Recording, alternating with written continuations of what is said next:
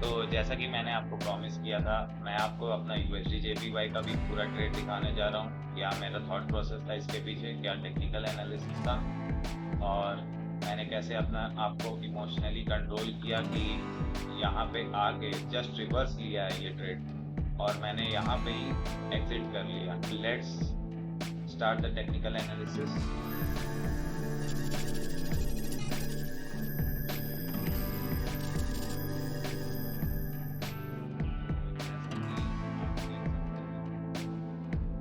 जैसा कि आप देख सकते हैं, यहाँ पे ये बहुत अच्छा रैली दिया था। यहाँ पे ये डबल टॉप बनाने का कोशिश कर रहा था, जिससे ये इसे फेक आउट मिला और ये वापस से और ऊपर जाके ब्रेक ऑफ स्ट्रक्चर भी कर गया। ये स्ट्रक्चर इसका ब्रेक हो गया। यहाँ पे इसका हाई तोड़ना ही ब्रेक ऑफ स्ट्रक्चर कहलाता है। यहाँ पे कंसोलिडेट करके जब भी तोड़ा था तो बहुत सारे सेलर्स यहाँ पे ट्रैप हो गए थे और इसीलिए यहाँ पे बहुत ही फास्ट और शार्प सेलिंग आया है।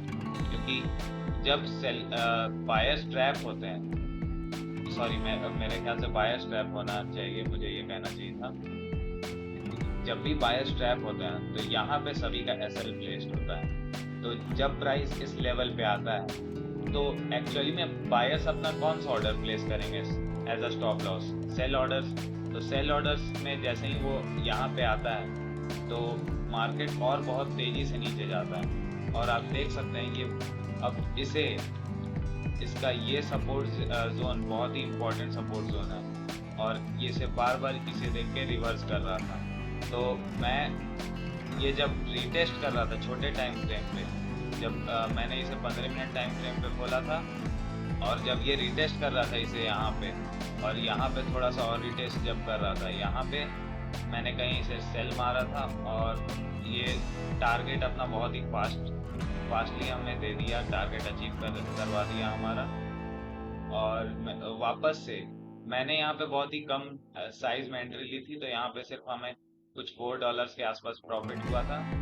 और यहाँ पे मैंने जब रात में देखा तो ये वापस से अपने रिटेस्टिंग लेवल पे था यहाँ पे, तो मैंने वापस से इसे एक सेल ट्रेड प्लान करने का सोचा और यहाँ पे मैंने सेल एंट्री की 2 लॉट से लगभग सिंगल अलग अलग टाइम पे लिया। तो यहाँ पे मैंने एंट्री ली और यहाँ पे एक पुल बैक में और मैंने 0.01 से एंट्री ली थी। लेकिन जब ये रिवर्स किया यहाँ पे तो मैंने अपना SL ट्रेल करके दोनों के ब्रेक इवन पे ले आया, दोनों का ब्रेक इवन पे, और उसके बाद आराम से ये जो मैंने आखिरी लॉट ऐड किया था उसका SL हिट हो गया और फिर इसने हमारा पेशेंस लेवल पूरी तरह से टेस्ट किया है। कल रात से इसने मुझे फंसाए रखा था इस ट्रेड में, यहाँ तक आया, फिर ये साइडवेज चलने लगा और उसके बाद वो जस्ट अपने टारगेट को छू के फिर ये बहुत ही ऊपर सप्लाई जोन सॉर्ट ऑफ ये था और बहुत ही ऊपर रैली दे चुका है। तो मैंने अच्छा हुआ यहाँ पे एग्जिट कर लिया, वरना हमारा SL हिट कर जाता और हम ब्रेक इवन पे रह जाते।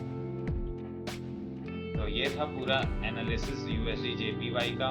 आई होप आपको अच्छा लगा होगा। और इसमें और एक बात थी मेरे ख्याल से, यहाँ पे जब आप देखेंगे ये यहाँ पे, तो ये अपने कह सकते हैं एक इम्पॉर्टेंट फिबोनाची लेवल से और सपोर्ट जोन से भी ये इसका लेवल था और यहाँ से ये ऑलमोस्ट रेजिस्टेंस लेके वापस से नीचे जाने लगा था। ये और एक रीज़न था जैसे मेरा शॉर्ट सेल करने का, ये और एक रीज़न था इसे शॉर्ट सेल करने का। तो आई होप ये वीडियो आपको अच्छा लगा होगा और एनालिसिस पार्ट से आपने बहुत कुछ सीखा होगा। साइकोलॉजिकल पार्ट इसमें यही था कि इसमें बहुत ज़्यादा पेशेंस लगा था और patience is not something that we are born with. हमें सारी चीज़ तुरंत चाहिए होती है। तो patience is a skill that we need to develop along with trading, which is also required, that is a part of trading. हमें soft skills में बहुत ही ज़्यादा ध्यान देना पड़ता है। जितना ही ये टेक्निकल एनालिसिस पार्ट ज़रूरी है उससे कई ज़्यादा ज़रूरी साइकोलॉजिकल पार्ट है। टेक्निकल्स कभी भी किसी का 100% नहीं हो सकता। एक वक्त के बाद आप टेक्निकल्स पे ज़्यादा रिलाई नहीं करने लगेंगे और आपका आप देखोगे खुद में कि आपको सब कुछ पता है पर फिर भी आप मार्केट में पैसा नहीं बना पाते, क्योंकि आपका साइकोलॉजिकल पार्ट्स में अभी भी लैग करता है, जैसे कि मेरा अभी भी लैग करता है। तो मैं जैसे अपने आप को इम्प्रूव कर रहा हूँ साइकोलॉजिकली और टेक्निकल एनालिसिस वाइज भी मैं कुछ वीडियोस देखता हूँ। एक्चुअली मैं खुद भी कुछ वीडियो देखता हूँ, खुद भी बना रहा हूँ, और बहुत ही ज़्यादा मैंने मेहनत की है टेक्निकल एनालिसिस के पीछे भी। और साइकोलॉजिकली एक्चुअली में मेरा साइकोलॉजी ऑलरेडी थोड़ा अच्छा है, क्योंकि मेरे फैमिली में मेरे भैया जो है ऑलरेडी एक ट्रेडर थे, तो उन्होंने मुझे कुछ कुछ ऐसी बातें बताई थी जो मुझे पहले से पता थी, और इसी के कारण मेरा आज तक कोई अकाउंट ग्लो नहीं हुआ, ना ही कभी मैंने कोई बड़ा लॉस किया। मैंने आज तक जो भी लॉस सहे हैं वो बहुत ही नॉर्मल लॉस सहे हैं, और मैंने अपने आप में बहुत ही अच्छा कंट्रोल देखा है।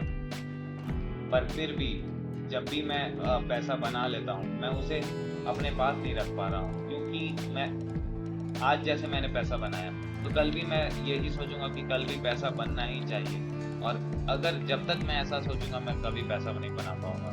तो जो भी है, हमें सीखते रहना है, आगे बढ़ते रहना है। मिलते हैं आपसे अगली वीडियो में।